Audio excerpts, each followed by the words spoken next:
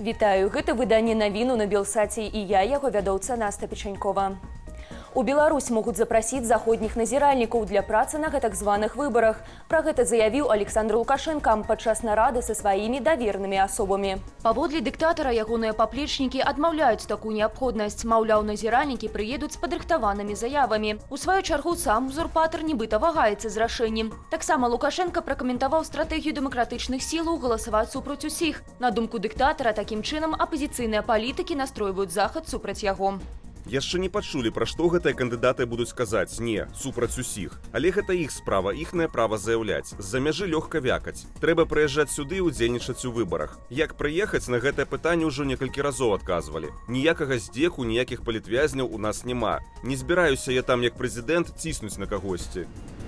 Пасля навагодніх святаў беларусы выязджаюць у еўразвяз. На мяжы ў чэргах стаяць больш за 800 аўтамабіляў. Найбольш складаная сітуацыя на памежным пераходзе Берасці. Паводле дзяржаўнага памежнага камітэту там уезду ў Польшчы чакаюць 790 машынаў і 8 аўтобусаў. На беларуска-літоўскай мяжы на памежных пераходах Каменны Лог і Бенякуні 30 і 20 легкавых аўтамабіляў адпаведна. Такія ж чэргі былі напярэдадні навагодніх святаў, але ў Беларусь. У Польшчы будуць судзіць жаўнера, які ўчыніў страляніну на мяжы з Беларусю. Інцыдэнт адбыўся 1 студзеня. Паводле польскага прэсавага агенцтва 25-гадовы жаўнер нёс службу на мяжы са снежня. У першы дзень Новага года вайсковец са зброі пакінуў лагер. Па дарозе сустрэў аўтамабіль і спрабаваў яго спыніць стрэлам. Пасля чаго маладзёна затрымала пошукавая група вайскоўцаў. У выніку праверкі аказалася, што жаўнер быў у стане алкагольнага ап'янення. На сітуацыю адрэагаваў міністр абароны Польшчы. Салдат, які страляў у аўтамабіль у Мельніку, будзе прыцягнуты да крымінальнай адказнасці і неадкладна звольнены са службы. Нельга ухваляць такіх бандыцкіх паводзінаў.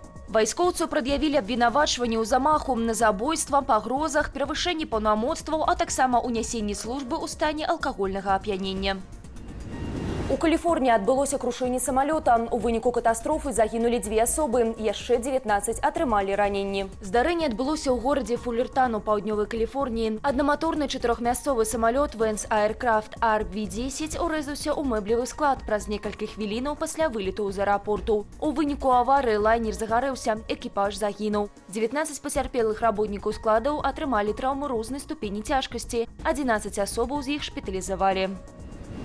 Беларускі дзяржаўны універсітэт інфарматыкі і радыёэлектронікі будзе супрацоўнічаць з расійскай ВНУ, якая падтрымлівае вайну супраць Украіны. Пра гэта паведамляе выданне «Позірк». Дамову аб супрацы паміж БДУІР і Новгарадскім універсітэтам падпісалі 2 студзеня. У межах пагаднення ВНУ плануюць абмен студэнтаў і арганізацыю стажавання аспірантаў радыётэхнічных спецыяльнасцяў. Паводле прарэктара БДУІР Віктара Стэмпіцкага, універсітэт разлічвае на, цытата, супольнае даследаванне ў сферы радыёэлектронікі і стварэнне адукацыйных праграмаў у рамках саюзнай дзяржавы. Тым часам журналісты «Позірку» адзначаюць, што расійская ўстанова робіць навуковыя распрацоўкі для расійскіх вайскоўцаў. Сярод іншага камуфляжную экіпіроўку для маскіроўкі, а таксама сістэму «Разумны дом» для гэтак званых ветэранаў вайны. Ці будуць спрыяць гэтай дзейнасці беларускія студэнты, невядома. У Горках ДАІ страляла ў машыну, кіроўцам якой быў падлетак. Ён спрабаваў уцячы ад інспектараў. Паводле прэс-службы ведамства інспектары падалі кіроўцу сігнал спыніцца, аднак ён толькі павялічыў хуткасць. Тады, каб спыніць аўтамабіль, працаўнікі ДАІ стрэлілі ў колы. За стырном «Жигулі» аказаўся 16-гадовы навучэнец мясцовага каледжу. Тады як уладальнік аўтамабіля, 24-гадовы маладзён, быў на пасажырскім месцы. Як адзначае ведамства, ён не меў кіроўчага пасведчання. На маладзёна завялі 3 справы. Цяпер ён у ізалятары часовага ўтрымання. На падлетка склалі 8 адміністратыўных пратаколаў. У Мінску гарадскі тралейбус наехаў на пешахода. Аварыя адбылася на скрыжаванні вуліцаў Налібоцкай і Калеснікава. Паводле прэс-службы ДАІ кіроўца тралейбуса не саступіла дарогу і збіла 60-гадовую жанчыну на самакаце. Ад атрыманых ранаў пенсіянерка загінула на месцы. Яшчэ адно ДТЗ са смяротным вынікам адбылося на трасе М8. 38-гадовы кіроўца «Фольксвагена» не даў рады з кіраваннем, выехаў на сустрэчную паласу і з'ехаў у кювет, дзе машына перакулілася. У салоне, акрамя кіроўцы, былі 2 пасажыркі. Ягоная 34-гадовая жонка і 1,5-гадовая дачка. Жанчына атрымала траўмы, а дзяўчынка загінула. Паводле папярэдняй інфармацыі, прычынай аварыі мог стаць знос задніх шынаў аўтамабіля. У выходныя ў Беларусь прыйдзе пахаладанне. У асобных рэгіёнах краіны выпадзе снег і чакаюцца маразы. Гэтак у суботу пад уплывам цыклону з поўдня Балтыкі на большай частцы тэрыторыі чакаецца кароткатэрміновы снег, а месцамі нават завее. Тэмпература ўначы складзе да -7, максімальная днём да -4 градусаў. У нядзелю слупок тэрмометра апусціцца да -9 ноччу і да -5 у дзень. На асобных участках дарог чакаецца галалёд.